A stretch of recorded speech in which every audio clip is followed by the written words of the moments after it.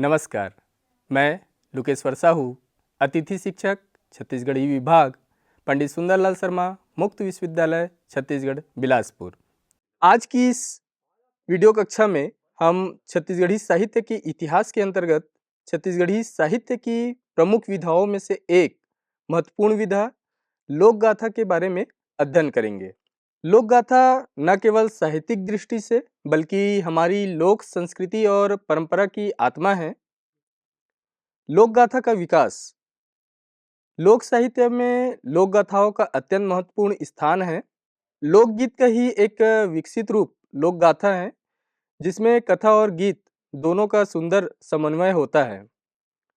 प्रारंभ में इन्हें कथा गीत, गीत कथा या कहानी गीत कहा जाता था, लेकिन आज लोक गाथा शब्द सर्वमान्य हो चुका है।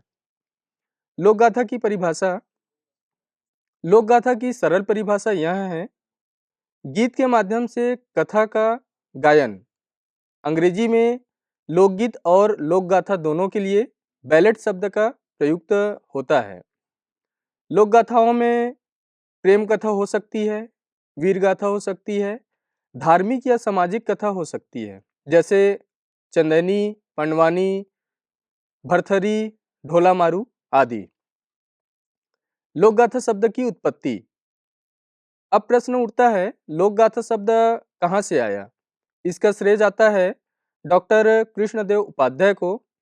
उन्होंने अपने प्रसिद्ध ग्रंथ भोजपुरी लोक साहित्य का अध्ययन में पहली बार बैलेट के लिए लोक गाथा शब्द का प्रयोग किया। बाद में हिंदी साहित्य के वृहत इतिहास में इस शब्द को स्वीकार किया गया। संस्कृत साहित्य में गाथा गाथा शब्द अत्यंत प्राचीन है। संस्कृत साहित्य में गाथा का अर्थ है गेय पद, गीत, प्रशस्ति गायन।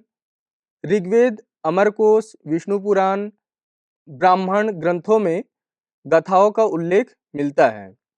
वैदिक काल में अश्वमेध यज्ञ के समय राजाओं की प्रशस्ति में गाथाएं गाई जाती थी। छत्तीसगढ़ी लोक गाथाओं की विशेषता। लोकगीत का एक प्रकार या भेद लोक गाथा है, इसलिए इन्हें कथा गीत, कथात्मक गीत, कहानी गीत आदि संबोधन भी प्राप्त है। छत्तीसगढ़ में अभी भी चंदेनी लोक कथा को चंदैनी गीत कहा जाता है। इस प्रकार बांस गीत के नाम से अनेक लोक गाथाएं पाई जाती हैं। बस्तर में केहनी गीत अर्थात कहानी गीत संबोधन लोक गाथाओं के लिए प्रयुक्त होता है। उपयुक्त सभी प्रयोग लोक द्वारा ही होता है। कुछ विशेषताएं तो लोकगीत व लोक कथाओं की एक सी है और कुछ गाथाओं की निजी विशेषताएं हैं। छत्तीसगढ़ी लोक गाथाओं की कुछ प्रमुख विशेषताएं निम्नानुसार हैं। पहला, मौखिक परंपरा। दूसरा, रचनाकार का अज्ञात होना। तीसरा, काठात्मकता। चौथा, लोक संगीत के माध्यम से कथानक की प्रस्तुति। पांचवा, क्षेत्रीयता की छाप। छठवां, संदिग्ध ऐतिहासिकता। सातवां, गायन शैली में विविधता। आठवां, सह गायक अथवा रागी की भूमिका। नौवां, लोक रंजन की अभिव्यक्ति। 10वां, परिवर्तन तथा परिवर्धन। 11, सुमरनी। 12, भावार्थ सहित व्याख्या अथवा टीका। विस्तार से देखेंगे। पहला, लोक कथाओं की मौखिक परंपरा। लोक गाथाएं चिरकाल से ही मौखिक परंपरा के रूप में लोक में प्रचलित हैं। इन लोक गाथाओं का सदस्य ही विगत पीढ़ी आगत पीढ़ी को एक सांस्कृतिक धरोहर के रूप में सौंपती चली आ रही है। लोग अब किसी महान व्यक्तित्व, कथानक अथवा घटना से प्रभावित होता है, तब उनके मुंह से बरबस ही लोक गाथा फूट पड़ती है। लोक गाथाओं का जन्म गायन के ही लिए होता है, अतः यह युगों युगों तक मौखिक परंपरा से जीवित रहती है। दूसरा, रचनाकार का ज्ञात होना। लोकगीतों की तरह ही लोक गाथाओं का रचयिता ज्ञात होता है। लोक गाथा की रचना तो निश्चित ही किसी न किसी व्यक्ति के द्वारा होती है, किंतु रचयिता के व्यक्तित्व की छाप उसमें नहीं होती है। लोक गाथाओं की रचना करके लोक को सौंप देता है। वह कभी कोई दावा नहीं करता है कि यह रचना उसकी है। उस लोक गाथा में निरंतर विकास होता रहता है। वह एक कंठ से दूसरे कंठ में विचरती हुई फलती फूलती रहती है, इसलिए उसमें परिवर्तन होते रहते हैं। लोक गाथा कहने से उसकी गेयता का बोध भी होता है।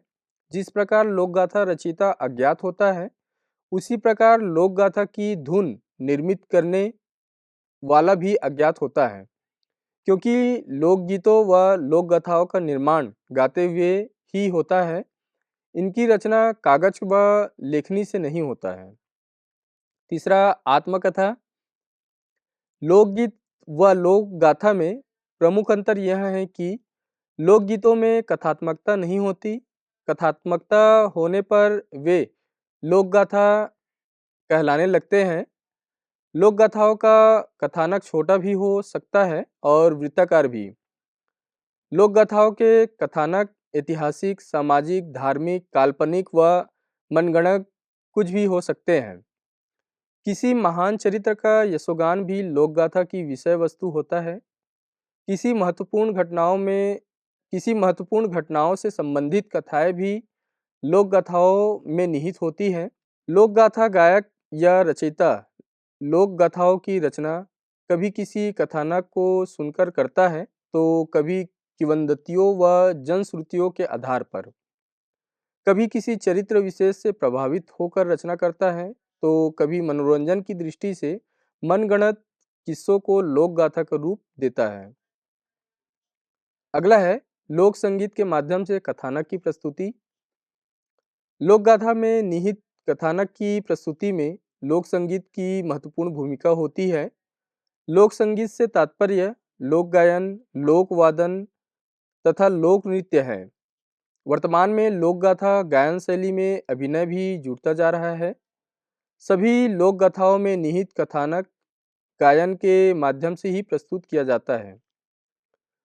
कई लोक गाथाओं की अपनी स्वतः की धुन होती है, जो उनकी पहचान बन जाती है, जैसे बसदेवा, बांसगीत तथा देवार गायकों की धुनें आदि। अनेक लोक गायक अलग अलग धुन में विभिन्न लोक गाथाओं का छत्तीसगढ़ में गायन करते हैं। छत्तीसगढ़ में प्रायः वाद्य यंत्रों की रूप में ढोलक, तबले, खंजरी, तंबूरा, चिकारा, डुंगरू आदि का प्रयोग लोक गाथाओं में होता है। तमूरा का अनिवार्य रूप से पंडवानी में प्रयोग होता है। चिकारा की संगति पर गोंडवानी तथा भरथरी गाने की परंपरा आज भी दिखाई देती है। पहले छत्तीसगढ़ में प्रायः समस्त लोक गाथाएं चिकारा के साथ गाई जाती थी।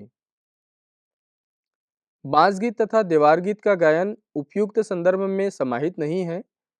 देवार गायक डुंगरू नामक तंत्र वाद्य बजाकर विविध लोक गाथाओं का गायन करते हैं। छत्तीसगढ़ में बांस नामक सुसीर वाद्य की संगति में बांस गीत के अंतर्गत विभिन्न लोक गाथाओं का गायन प्रचलित है। छत्तीसगढ़ अंचल में ही नहीं, प्रायः विभिन्न अंचल की लोक गाथाओं में विभिन्न घन वाद्यों तथा खड़ताल, करताल, लोटा, झांझ, मंजीरा आदि का प्रयोग होता है। पंडवानी गायन में करताल का प्रयोग होता है। वर्तमान में सर्वत्र कथा गायन में करताल का प्रयोग होने लगा है। वर्तमान में छत्तीसगढ़ की लोक गाथा गायन में बैंजो, तबला तथा हारमोनियम का प्रयोग किया जाता है। लोक में अनेक गाथाएं ऐसी भी प्रचलित हैं जिनमें किसी भी लोक वाद्यों का प्रयोग नहीं होता है। उदाहरण बस्तर के केहनी गीत इस संदर्भ में उल्लेखनीय है। वर्तमान में बसदेवा गायकों ने नृत्य करना प्रायः छोड़ दिया है, किंतु बुंदेलर के ग्रामीण अंचलों में अभी भी बसदेवा गायक नृत्य के साथ कथा गायन करते जा रहे हैं। छत्तीसगढ़ के संदर्भ में कहा जा सकता है कि यहाँ भी लोक गायन शैलियों में बड़ी विविधता देखी जाती है। अनेक लोक गाथाओं में नृत्य करने की परंपरा रही है। उदाहरण स्वरूप चंदैनी के वरिष्ठ गायक श्री चिंतादास नाम लिया जा सकता है, जो परी नामक पात्र के द्वारा चंदैनी में नृत्य के समावेश थे। आज भी चंदैनी तथा पंडवानी में नृत्य देखा जा सकता है। जैसे पंडवानी स्वतः रेवाराम साहू पंडवानी गायन में घुंघरू पहनकर नृत्य करते थे। वर्तमान में गायिका श्रीमती रेखा निषाद भरथरी गायन के साथ नृत्य करती हैं। विशेष उल्लेखनीय है कि छत्तीसगढ़ में लोक गाथा गायन की नवीन शैली ने जन्म लिया है। इनमें सूरजबाई खांडे ढोला मारू गायन करती हैं तथा उसमें एक नर्तकी एक नर्तव पर नृत्य छत्तीसगढ़ी नाचा से मिलती जुलती शैली में करते हैं। अगला है क्षेत्रीयता की छाप। लोक गाथाओं में क्षेत्रीयता की छाप विशेष रूप से पाई जाती है। यही कारण है कि जिस जनपद में गीत व गाथा प्रचलित है, उनमें वहाँ के लोगों का रहन सहन, रीति रिवाज, खान पान व व्यवहार का सजीव चित्रण रहता है।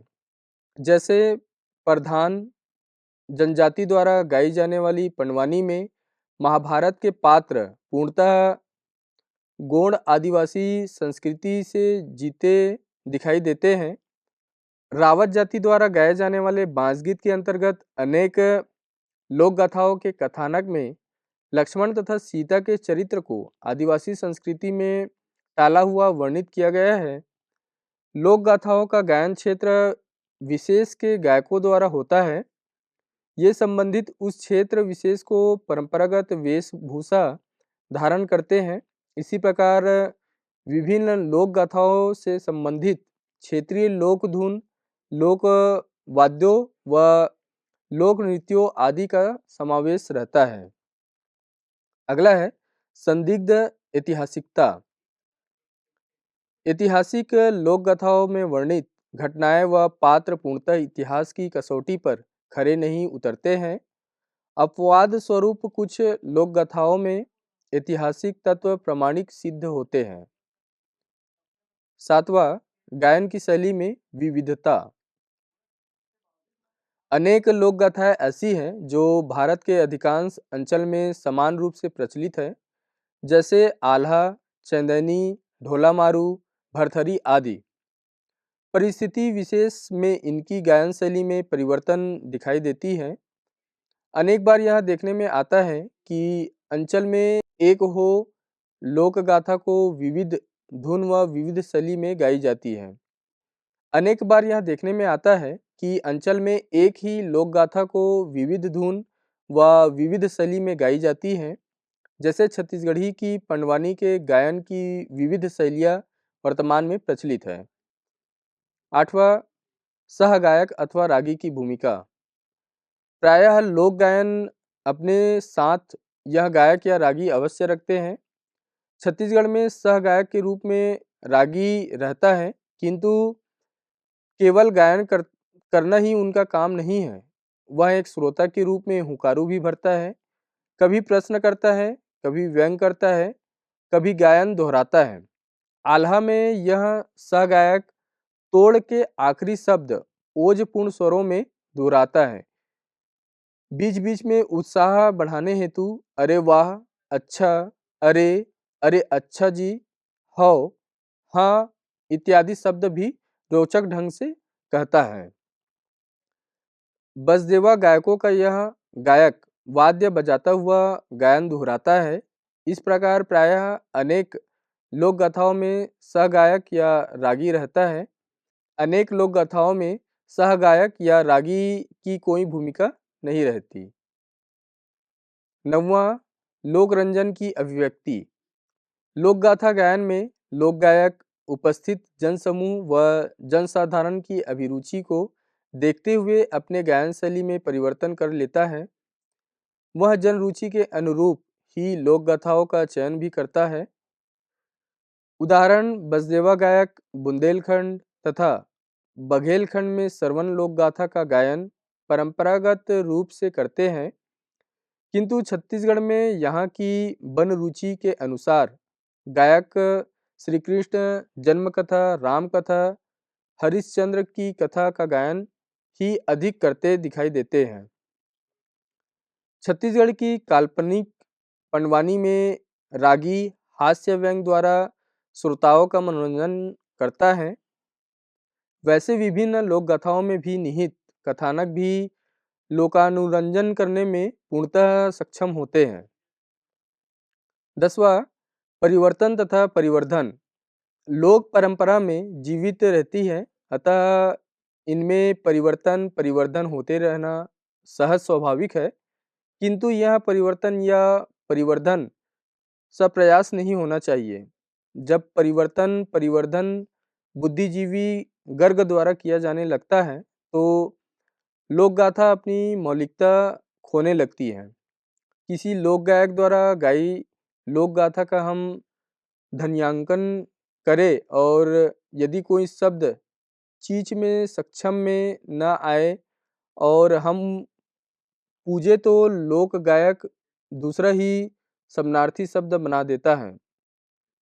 लोक रुचि को देखते हुए गायक अपने लोक गाथा गायन में परिवर्तन व परिवर्धन करता है। गायक जब गाते गाते कोई शब्द भूल जाता है तब तुरंत नए शब्द गढ़ लेता है। इसी प्रकार गायन करते करते स्वतः ही नवीन धुन निर्मित हो जाती है, ऐसा लोक गायकों का कहना है। छत्तीसगढ़ में एक ही लोक गाथा में अनेक धुनों का प्रयोग भी कथा गायक अपनी लोक गाथा में करता है। इस प्रकार कथानक व धुनों में परिवर्तन व परिवर्धन होता रहता है, जिसे कथा गायन परिष्कृत भी होता जाता है। जिस लोक गाथा का जितना ही अधिक प्रचार होता है, उनमें परिवर्तन की भी भावना उतनी अधिक होती है। कहीं कहीं पात्रों के नाम भी परिवर्तन कर दिए जाते हैं। अनेक अवसरों पर दर्शकों अथवा श्रोताओं का स्तर देखकर भी लोक कलाकार मंच पर अपनी गायन शैली में परिवर्तन कर लेते हैं। दूरदर्शन व आकाशवाणी में भी समयाभाव के कारण लोक कलाकार अपनी गायन शैली में परिवर्तन करते हैं। जब कोई लोक गाथा व्यावसायिक बन जाती है तब धनोपार्जन की दृष्टि के लोक गायक परिवर्तन करता रहता है, किंतु परिवर्तन किसी भी लोक गाथा की मौलिकता पर प्रश्न चिन्ह लगा देता है। 11वां सुमरनी लोक गाथा गायन का आरंभ प्रायः गायक सुमरनी गायन से करते हैं। यह परंपरा वृत्ताकार लोक गाथाओं में ही दिखाई देती है। लघु परिवेशीय लोक गाथाओं अथवा कथा गीतों में सुमरनी गाने की परंपरा नहीं है।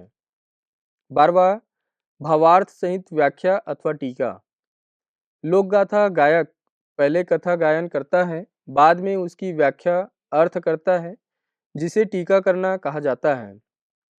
अनेक गाथाएं ऐसी हैं जिनमें टीका या व्याख्या गायक नहीं करता है, जैसे भरथरी गायन की शैली जिसमें सूरजबाई खांडे भरथरी गाती हैं, किंतु अधिकांश परंपरागत लोक गाथाओं में कथा गायकों द्वारा टीका करने की परंपरा लोक में है।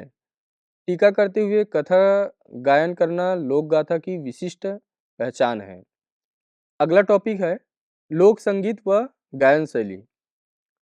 छत्तीसगढ़ में लोक गाथा गायन में ढोलक, तबला, करताल, तंबूरा, चिकारा का प्रयोग होता है। पंडवानी में तंबूरा, भरथरी में चिकारा, देवार गायन में डुंगरू आदि प्रमुख है। कई लोक गाथाओं में सहगायक या रागी की भूमिका होती है जो प्रश्न, हुंकार और व्यंग करता है।